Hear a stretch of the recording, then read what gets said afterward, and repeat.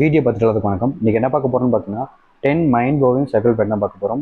நம்மளோட சேனலுக்கு நீங்கள் ஃபர்ஸ்ட் டைம் பார்த்தீங்கன்னா சேனலை மறக்காமல் சப்ஸ்கிரைப் பண்ணிக்கோங்க. பக்கத்தில் இருக்கக்கூடிய பெல் ஐக்கனையும் கிளிக் பண்ணிக்கோங்க.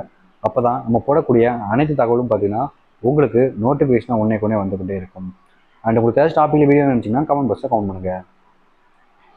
ஆண்கள் நிஜத்தில் ஒரு பெண்ணை மனதில் நினைத்து விட்டால் வேறு எந்த ஒரு பெண்ணையும் எதற்காகவும் திரும்பி கூட பார்க்க மாட்டார்கள்.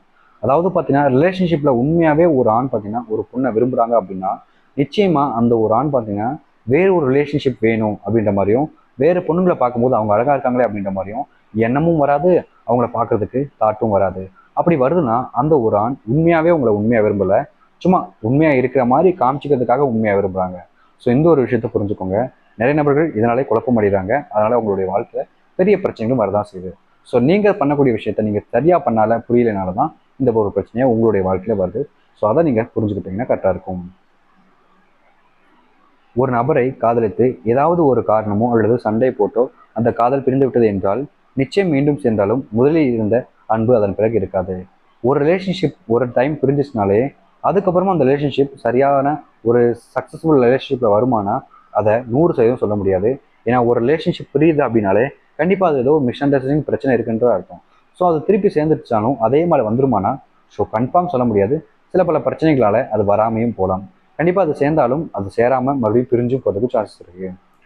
ஒரு ஆணை ஒரு பெண் விரும்பும் பொழுது அந்த பெண் மற்றொரு ஆணை திரும்பி பார்த்தார்கள் என்றால் அந்த பெண்ணுடைய குணம் தவறு என்று கூறுவார்கள். அதே ஆண்கள் செய்தால் ரசித்தார்கள் என்று கூறுவார்கள். ஒரு பொண்ணு ஒரு ரிலேஷன்ஷிப் இருக்கும்போது அங்கே வரக்கூடிய ஏதோ ஒரு பையன் ஏதோ தெரிஞ்ச பையன் மாதிரி இருந்திருக்கலாம், இந்த பையன் அழகாக இருக்காங்க கூட பார்த்துக்கலாம். அப்படி பார்க்கும்போது பொண்ணுங்களை எல்லாருமே அந்த பொண்ணு கேரக்டர் சரியில்லை அப்படின்ற மாதிரி சொல்லுவாங்க. ஆனால் இதே விஷயத்த பையன் பண்ணும்போது அந்த பையன் அந்த பொண்ணை ரசிக்கிறான், சைட் அடிக்கிறான் அப்படின்ற மாதிரி சொல்லுவாங்க. இது ரொம்பவே தப்பான விஷயம். நீங்கள் பண்ணும்போது அது உங்களுக்கு தப்பாக தெரியல, ஆனால் உங்களுக்கு பிடிச்சவங்க பண்ணும்போது தப்பாக தெரியுது. அப்போ அவங்களுக்கு பிடிச்சவங்களை வேற ஒருத்தவங்களுக்கு பிடிச்சவங்களை நீங்கள் பார்க்கும்போது தப்பாக இருக்காதா? ஸோ நீங்கள் பண்ணாலும் தப்பு தான், அவங்க பண்ணாலும் தப்பு தான். ஒருவருக்கு ஒருவர் இடையில் அன்பு உண்மையானதாக இருக்கும்போது மட்டும்தான் ஒருவரின் மனதில் இருக்கக்கூடிய கஷ்டங்களையும் அவமானங்களையும் எளிதில் புரிந்து கொள்ள முடியும். ஒருத்தங்களுக்கு உங்க மேல உண்மையான அன்பு இருந்துச்சுன்னா மட்டும்தான் அவங்க மனசுல என்ன நினைக்காங்க, அவங்க மனசுல என்ன கஷ்டம் இருக்கு அப்படின்றத ஒருத்தங்களால புரிஞ்சுக்க முடியும். நிறைய பேர்லாம் பார்த்தீங்கன்னா இங்க அப்படிப்பட்ட ஒரு மென்டாலிட்டியில இல்லை. அப்படின்னு பார்த்தீங்கன்னா ஒருத்தங்க புரிஞ்சுக்கிட்டாங்கன்னா உண்மையான அன்பு இருக்கானா கிடையாது.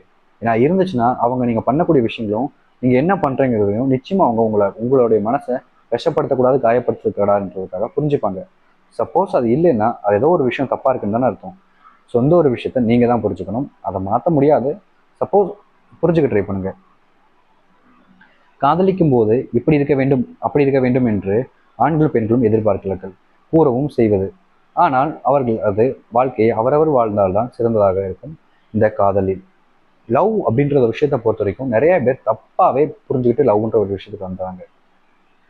அவங்களுக்கான ஒரு வாழ்க்கை இருக்கும். அந்த வாழ்க்கையை உங்க கூட சேர்ந்து வாழணுன்ற ஆசையில தான் வருவாங்களே தவிர உங்களுக்கு பிடிச்ச வாழ்க்கையை அவங்க வாழணும்னு வரமாட்டாங்க. எல்லாருமே தப்பான விஷயம் என்ன புரிஞ்சுக்காங்க, எனக்காக நீ உனக்காகன்றான்னு விஷயம் இருக்கு. நான் சொல்றதை கேட்டுதான் நீ இருக்கணும்ன்றது தப்பான விஷயம். அவங்களுடைய வாழ்க்கையை வாழணும், ஆனால் அது உங்க கூட சேர்ந்து உங்களுடைய ஆசைகளோட சேர்ந்து வாழணும்னு நினைக்கிற வாழ்க்கை தான் சரியானதா இருக்கும். இந்த காலம் நான் சொல்றபடி கேட்டு நீ வாழு, நீ சொல்றபடி கேட்டு நான் வாழுனா உங்க ஆசையை அவங்களுக்கும் அவங்க ஆசையை உங்களுக்கும் சொல்றதுனால அந்த வாழ்க்கை நல்லபடியா இருக்காது. ஸோ இதை புரிஞ்சுக்கோங்க. நிறைய பேர் தப்பான விஷயங்கள் பண்றதுனால நான் சொல்றேன். உங்களுக்கு விருப்பம் இருந்தாலும் சரி இல்லைனாலும் சரி எனக்கு பிரச்சனை இல்லை. பட் சொல்லணும்னு தோணுச்சு சொல்லிட்டேன். ஸோ கேஸ் பார்த்தீங்கன்னா இந்த ஒரு வீடியோ அவ்வளோதான். உங்களுக்கு பிடிச்சிருந்தா லைக் பண்ணுங்க, உங்க ஃப்ரெண்ட்ஸ் அண்ட் ஃபேமிலி ஷேர் பண்ணுங்க.